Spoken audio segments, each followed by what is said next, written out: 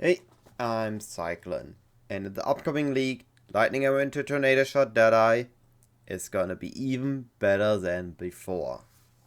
Now, to admit, every build got basically a massive buff with these new Ascendencies and with the new potential of Tinctures, of the Charms, the Spectres with the Corpses. This next league is gonna be amazing.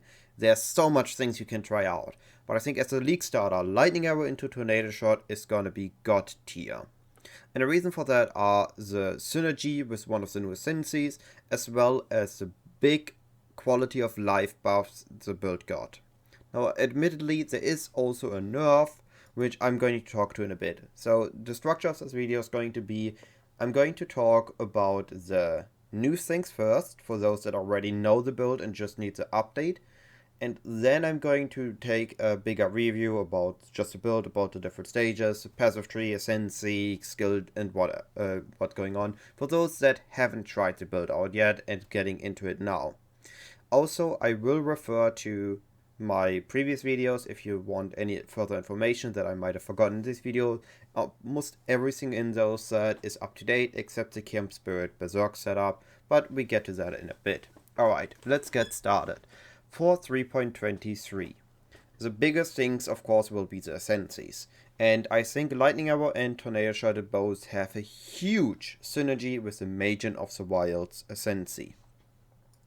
Taking it over here, we're going to have the Tinctures. Now the Tincture is going to replace a Flask. In an early league scenario, we likely not going to have a really good Tincture. But so far we've seen 3 Tinctures, and one of them giving us just basically Culling Strike. And having Culling Strike is already pretty decent on the build.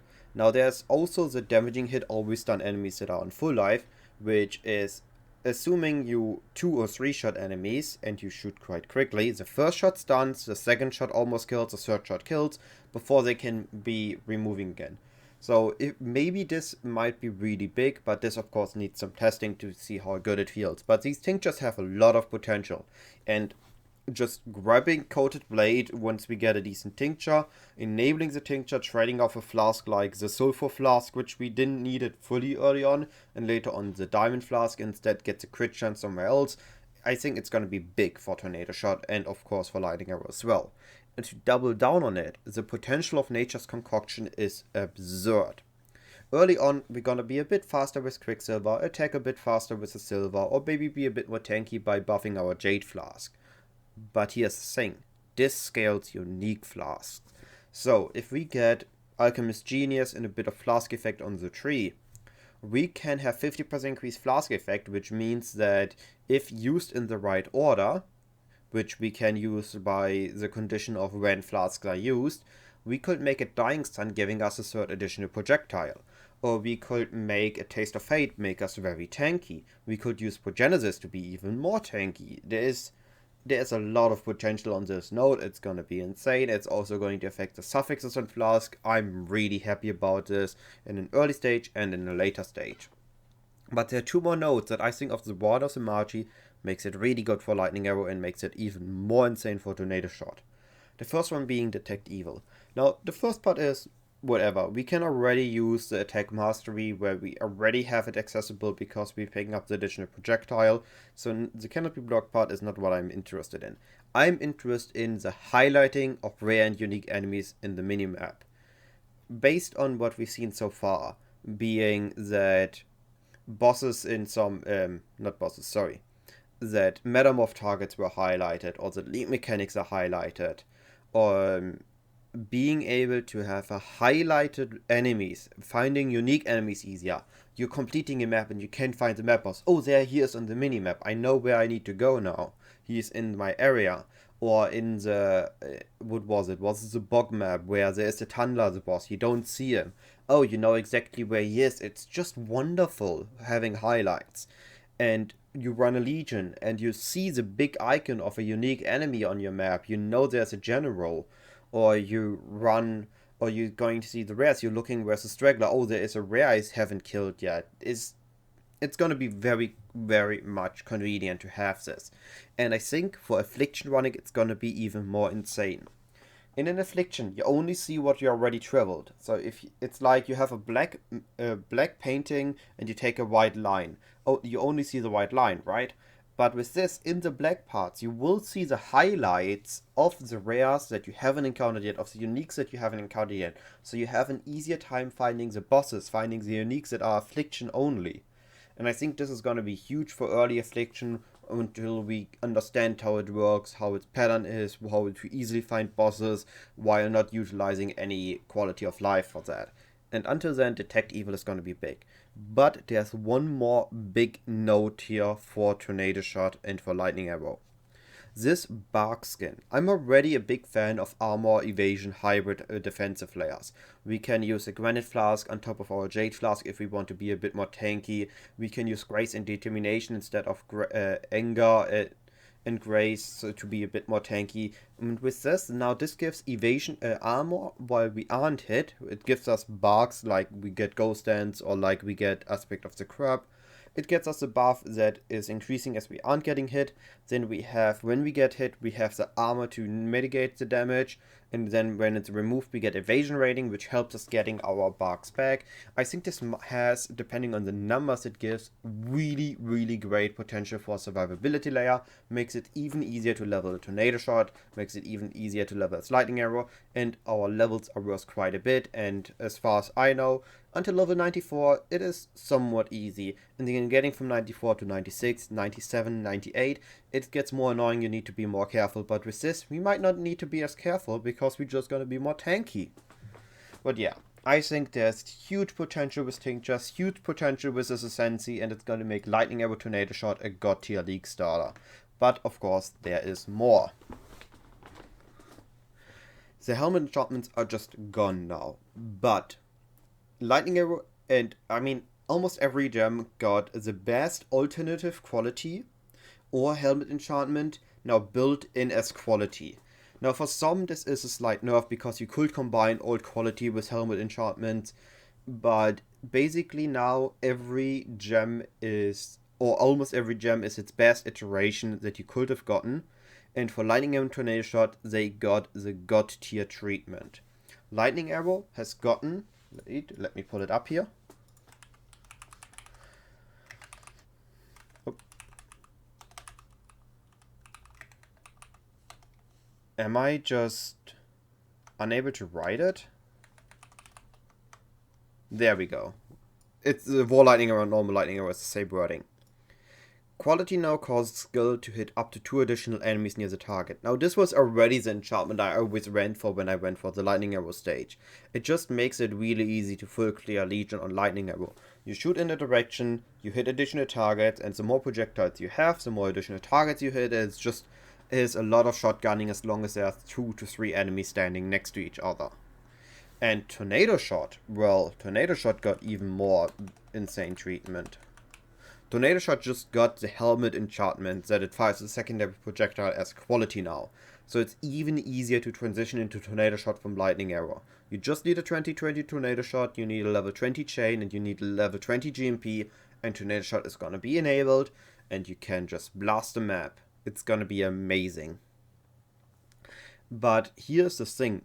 This says 0 to 1 secondary projectile, but it scales with quality. So if you have 40 quality, which you can get with an Ashes, or you can get with a combination of other things like an Enhance, or I think it was a Hunter modifier, you could get your second secondary projectile back again, which we used to have under unnerved Tornado Shot Ascendance in Helmet enchantment.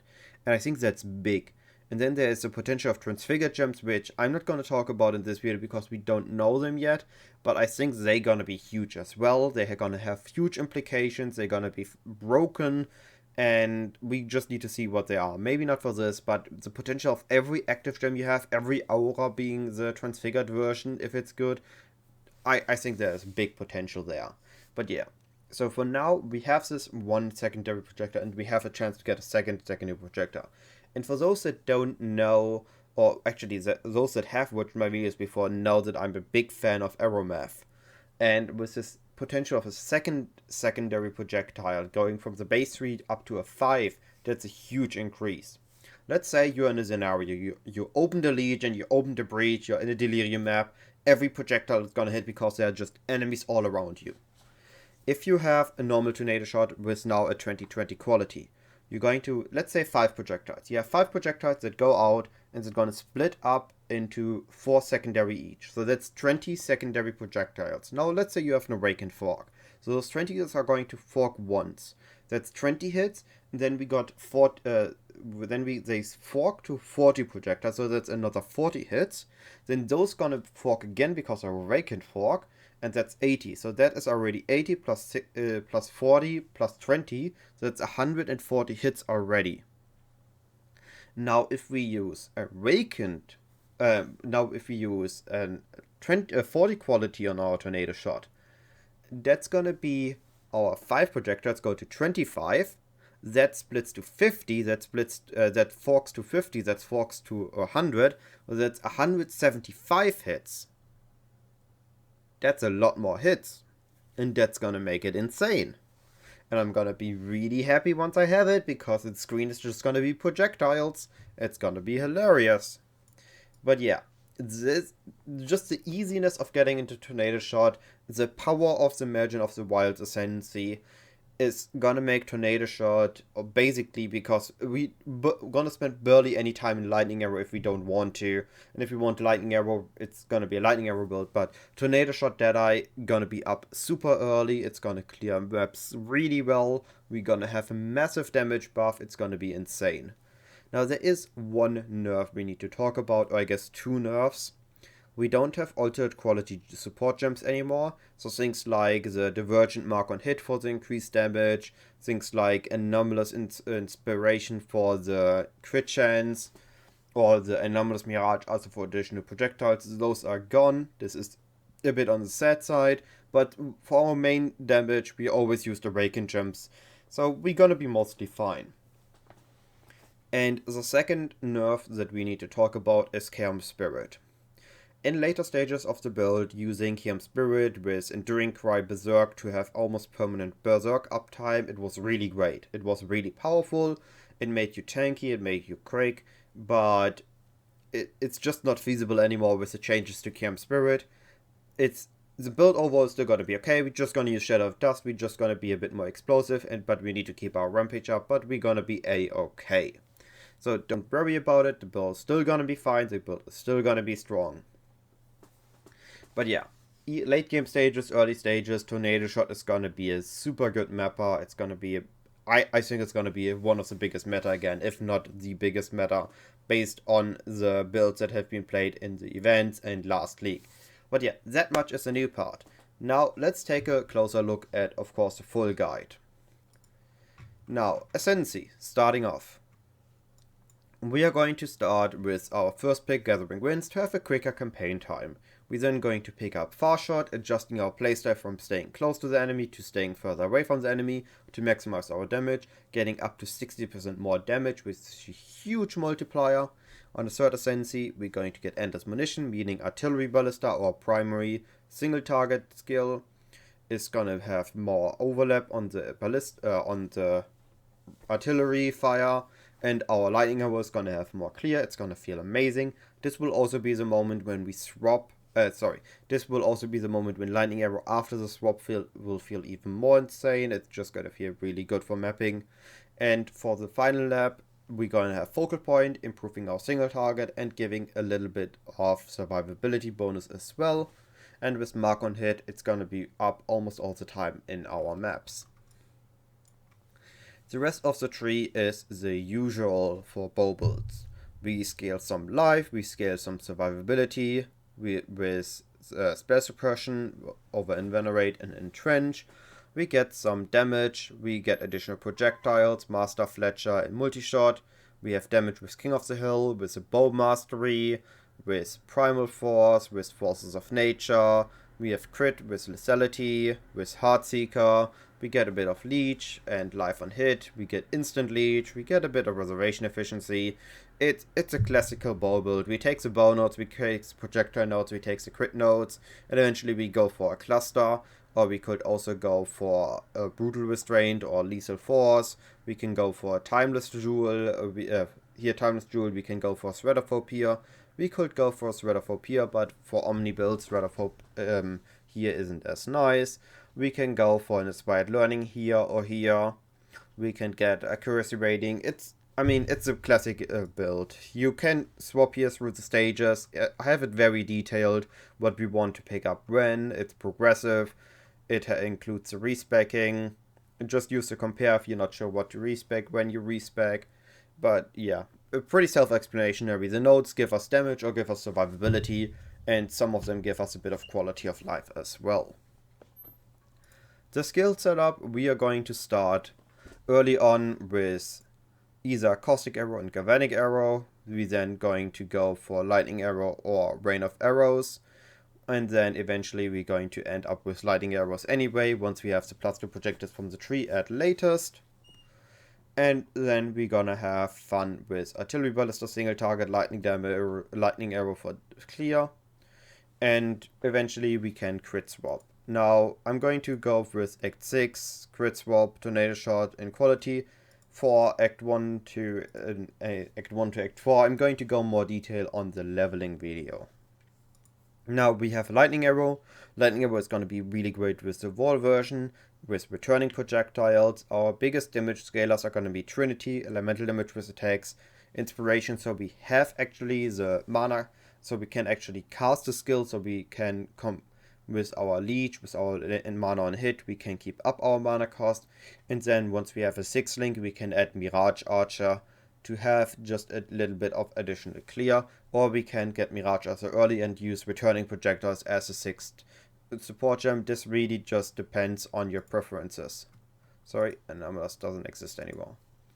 And we have Artillery Ballista with Focused Ballista for our single target. It's gonna fire where we fire. It's gonna help us a little bit with Legion clear as well, if we are going for that. Elemental damage, inspiration, crit damage because Trinity doesn't work on ballistas, and faster attacks. For buffing ourselves to get Frenzy and Power Charges, we have a Manaforged setup with Frenzy and Power Charge and crit. On Lightning Arrow, we want Assassin's Mark on hit. So once we are on the crit swap, we swap out Sniper's Mark, we're gonna keep it. We just swap it out and we're gonna get Assassin's Mark. We're gonna be using this, and once we swap back to Tornado Shot, Sniper's Mark is gonna be better. The reason for Assassin's Mark being better than Sniper's Mark during the crit swap is that it helps us being more consistent in our crits, and returning projectile doesn't work well with Sniper's Mark. So we don't use Sniper's Mark while we use returning projectile, and once we don't use returning projectile, we use Sniper's Mark again. Then our aura is gonna be Grace and Anger. Of course, you can replace Anger with Determination if you want to be a bit more tanky. And we have a cast while damage taken Steer Skin, as well as a Flame Dash at level 10 for mobility. You can also use Blink Arrow, Frost Blink, or whatever mobility spell you prefer. Usually at this point of the game, I like Flame Dash. Once we get to Tornado Shot is gonna replacing our Lightning Arrow. We're gonna need Chain and GMP as well as a 20/20 Tornado Shot to make it feel good. But that will be that. And then again we have Mirage Archer for additional clear, and Trinity and Inspiration for damage. Artillery Ballista is gonna be exactly the same as the 6th link. We can use added cold damage, or we can use the faster attacks. Either one is gonna be fine. I like added cold damage a bit better. It gives us a little bit more damage numbers than faster attacks would be.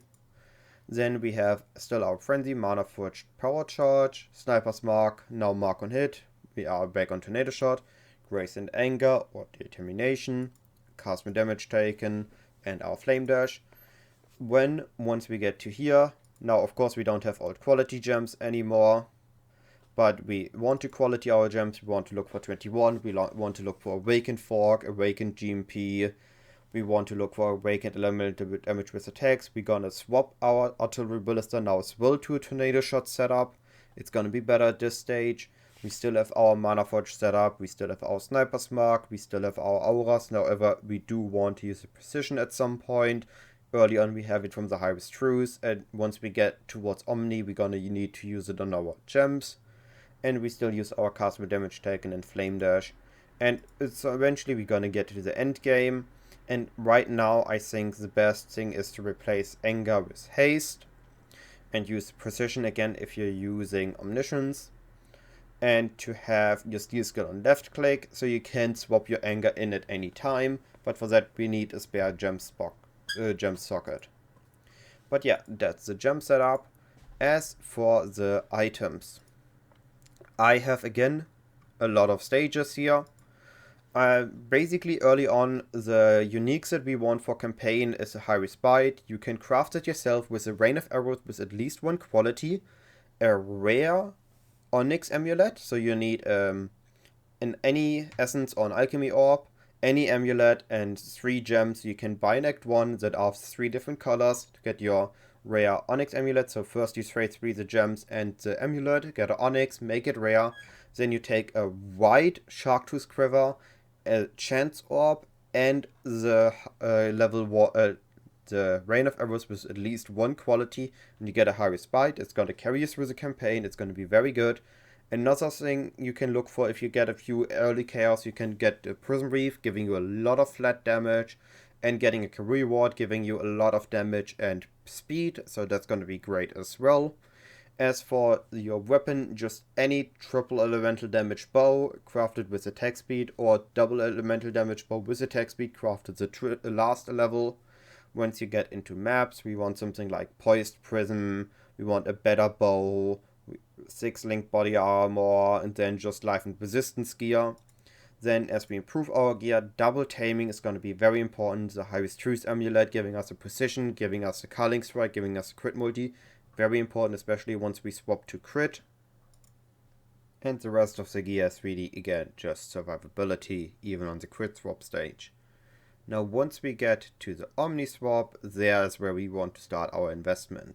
We want to prepare Omniscience, we want to get a Death Rush, we want to consider getting Inspired Learning, we get a decent Shadow and Dust, then we're going to prepare our body armor, we're going to finish crafting the body armor, we're going to finish crafting the helmet, we're going to finish crafting the boots, then we're going to get an Omniscience, and with the Omniscience we're then going to swap off a Poised Prism, because that's not going to be doing much of us. For early on, just get any quiver that's going to fix your resistances, that's going to help fixing your stats, and then you want to start crafting a decent quiver with like crit multi, life, bow damage, lightning damage to attacks, and additional arrow, of course. And then once you get into the later stages of the game, you can go for a Mageblood, you can go for a Headhunter. For elemental based Lightning Arrow, a Mageblood is gonna be more interesting, because a Headhunter scales more Fizz conversion or Fizz's extra, more than it gives you flat damage. But Headhunter is still a nice thing to have, it's still gonna make you feel very explosive in a map. But yeah. And when you get to the really late stages, of course, consider a Progenesis, a Mirror Bow, a Near Mirror Quiver, or maybe improve the existing items. But that much for the gear.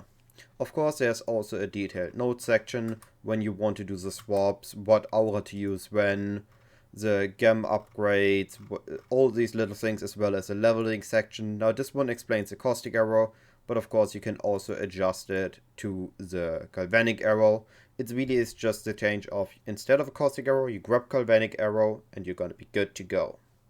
All that being said, if I've forgotten anything, you have any questions, you can ask me at any time. Join my Discord, message me in the designated channel, DM me over Discord, or make a comment. I will try to answer as quick as possible. With all that being said, have a wonderful day, and I see you in the next video.